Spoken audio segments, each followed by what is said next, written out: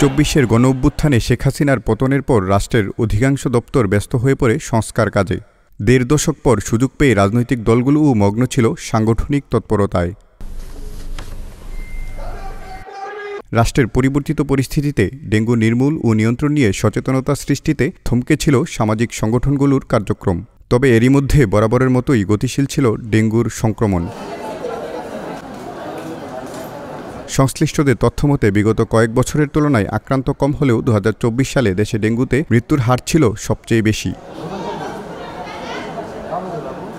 ২০১৯ সালের পর দেশে ডেঙ্গু প্রাদুর্ভাব বেড়ে যাওয়ার কারণ হিসেবে নগরায়ন, গাছপালা কমে যাওয়া, বহুতল ভবন বৃদ্ধি এবং সচেতনতার অভাবকে দায়ী করছেন আইইডিসিআর-এর পরিচালক ডক্টর তাহমিনা শিরিন। আমরা যারা মাল্টি স্টোরি বিল্ডিংয়ে থাকি এবং শুধুমাত্র বেসমেন্টে না, আমরা ছাদেও গেছি এবং সেখানে যে ছাদ কৃষি হয় দেখা যায় যে যেখানে ফুলের টব ফুল হচ্ছে সেখানে ঠিক আছে, কিন্তু আশেপাশে অনেক কিন্তু ভাঙা খোঁড়া পড়ে থাকে। অনেক সময় দেখা যায় যে একটা টবে গাছ ছিল, এই মুহূর্তে গাছটা নাই, ওখানে দেখা যায় যে পানি জমে আছে। তবে বিগত যে কোনো বছরের তুলনায় ২০২৪ সালে মৃত্যুর হার বেশি হওয়ার বিষয়টি মানতে নারাজ আইইডিসিআর-এর পরিচালক। আমরা কিন্তু জানি না আসলে কমিউনিটিতে কতগুলো ডেঙ্গি পেশেন্ট ছিল, বা কতজন ডেঙ্গিতে ভুগেছে, হসপিটালে আসে নাই, তো এবং ডায়াগনোসিস হয়েছে সেটার সংখ্যাও কিন্তু আমরা জানি না। আমরা শুধুমাত্র হসপিটালাইজ পেশেন্টের কথা জানি।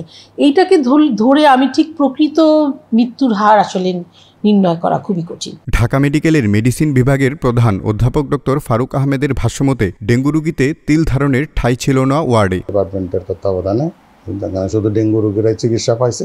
তবে ওই ওয়ার্ডের তো সংকুলন হয় না, ডেঙ্গু রোগী কিছু ওয়ার্ডের বাহিরেও চলে আসছে, ওয়ার্ডের ভিতরে 2 সিটের মাঝখানে বসছে। আমরা তবুও আমাদের প্রাণপণ চেষ্টা করে আমরা চেষ্টা করছি। তবে আসার কথা ছিল অতিরিক্ত ডেঙ্গু রোগীর বিপরীতে সংকট ছিল না চিকিৎসকদের, ঘাটতি ছিল না ঔষধ সরবরাহে। ডেঙ্গু রোগীর আসলে কোনো চিকিৎসা একমাত্র সেটা হলো ফ্লুইড, পানি, স্যালাইন। সুতরাং এখানে খাবার স্যালাইন যে পর্যাপ্ত পরিমাণে খেতে পারে তার হয়তো আইভি ফ্লুইড লাগে না, আর যদি আইভি ফ্লুইড লাগেও সিম্পল নর্মাল স্যালাইন, এটা কোনো দামি স্যালাইন নেই। হাসপাতালে প্রচুর পর্যাপ্ত পরিমাণে আছে এবং আমাদের এই আইপিএস থেকে এবং সরকারিভাবে যে স্যালাইন তৈরি হয় সেখান থেকে এই ডেঙ্গু রোগীর প্রকোপ বেড়ে যাবে। ডেঙ্গু রোগী আছে, এদের ফ্লুইড লাগে, এই আলুকে এই ফ্লুইডটাকে পর্যাপ্ত পরিমাণে তৈরি করা এবং সাপ্লাই দেওয়া আছে। ডেঙ্গুর পরিস্থিতি সম্পর্কে আগাম ধারণা নিতে প্রতিবছর 3 বার এডিস মশার জরিপ হয়। তবে এবার বর্ষার মৌসুম পার হয়ে যাওয়ার পরেও ডেঙ্গুর বর্ষাকালীন জরিপ হয়নি।